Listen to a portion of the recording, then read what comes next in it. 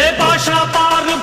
பாரு பட்டாளத்து நடைய பாரு பகை நடுங்கும் படைய பாரு கோட்டு சூட்டு ரெண்டும் எடுத்து போட்டு நடக்கும் புலிய பாரு அற்றி எரியும் நெருப்ப போல சுட்டெரிக்கும் விழிய பாரு ரத்தம் வேர்வை ரெண்டும் கொண்ட ராஜாங்கத்தின் மன்னன் தானடா